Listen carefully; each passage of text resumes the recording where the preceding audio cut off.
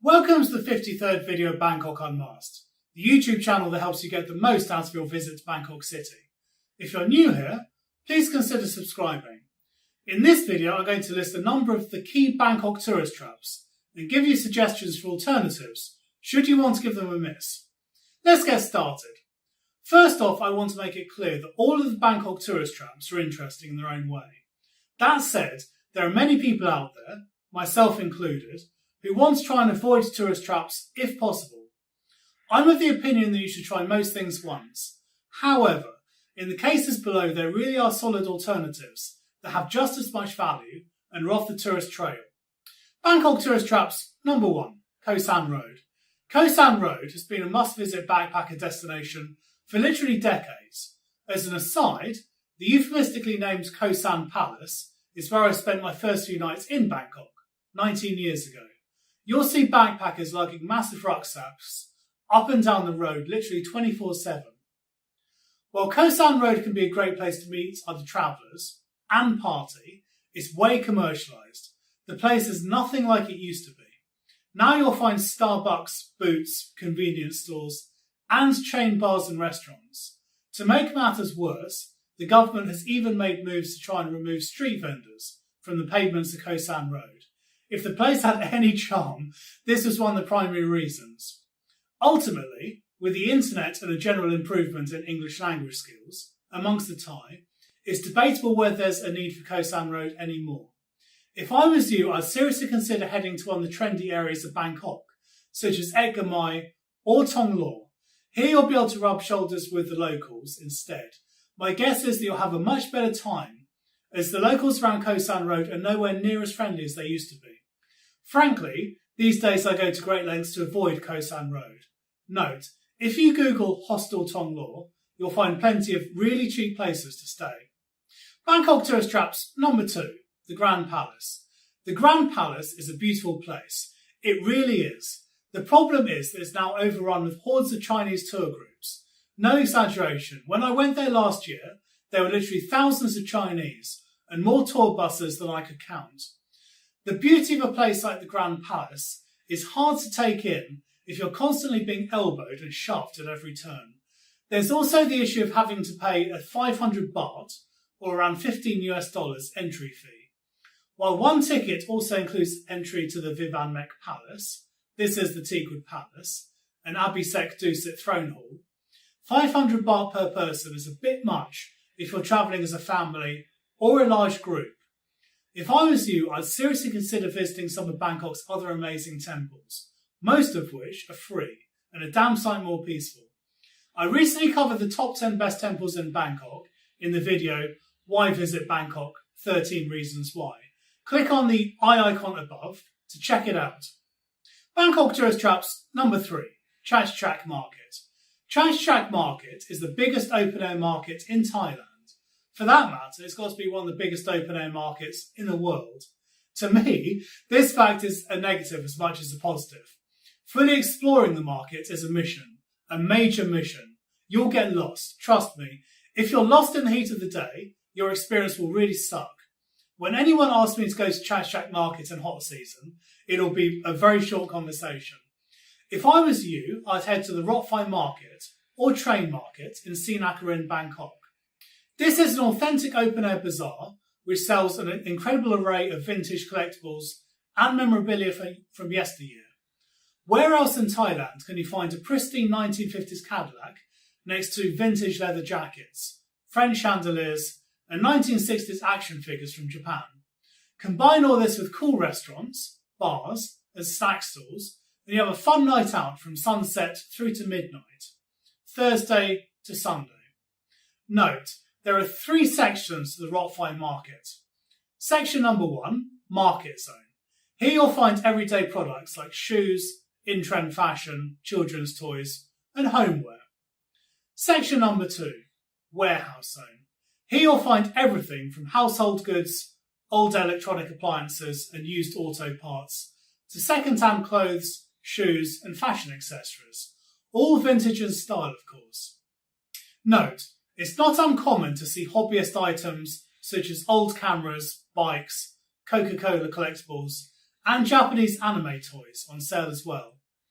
Number 3, Rod's Antiques. Here you'll find a treasure trove of antiques and vintage items, including classic cars, motorbikes, antique and kitsch furniture, and even a life-sized Elvis mannequin. Bangkok tourist traps number 4, ping pong shows and Pat Pong. If you're invited to an upstairs bar in Pat Pong to see a free ping pong show, just don't. What will inevitably happen is that you won't be allowed to leave until you pay a massively inflated bill for drinks, the prices of which are nothing like what was promised downstairs by the tout. If you want to see some shows, head to Soy Cowboy instead. The shows at Soy Cowboy bars aren't nearly as colourful as they used to be, but they'll almost certainly be far more extreme than anything you'll see at home. Several Nana Plaza bars also have shows, but these days it seems that Nana Plaza is getting overrun with ladyboys. Note, sometimes there can be long wait times between acts. I'd check out the following bars if you're looking for a great time. Number 1, Baccarat at Soy Cowboy. Number 2, Cowboy 2 at Soy Cowboy.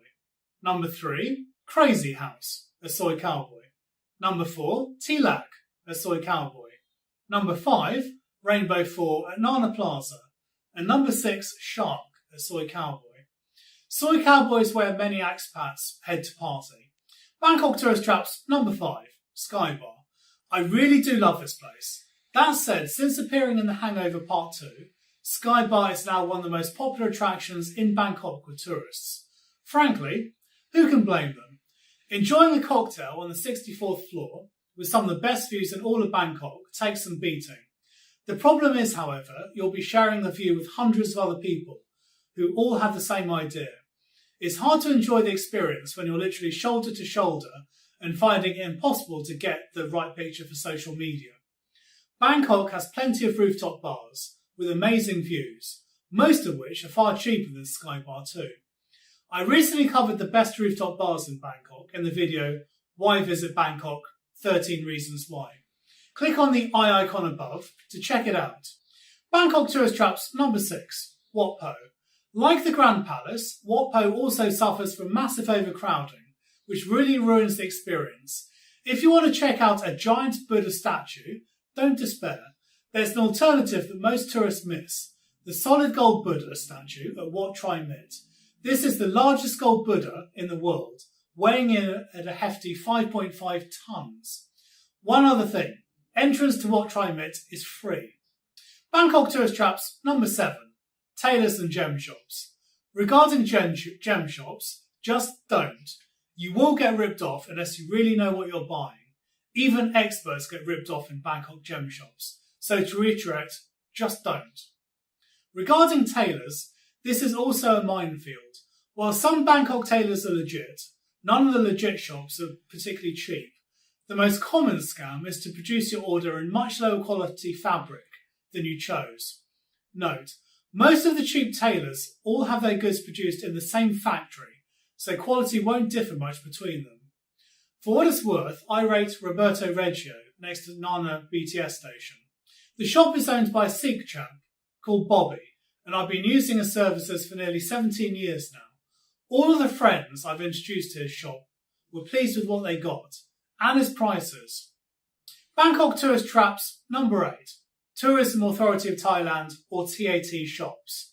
The Tourism Authority of Thailand, or TAT, is a governmental organisation that has no retail stores. However, you'll come across many touts encouraging tourists to get cheap travel or attraction tickets through their suggested TAT-approved shops. These shops are all bogus, and the tickets you'll buy will either be counterfeit, not as advertised, or most likely, much more expensive than elsewhere. If I was you, I wouldn't walk away from these shops, I'd run. A final piece of advice.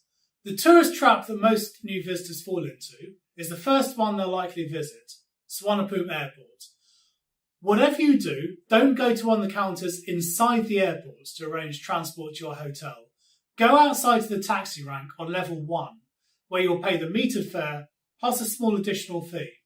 Note, tolls and expressway fees are not included in the metered fare.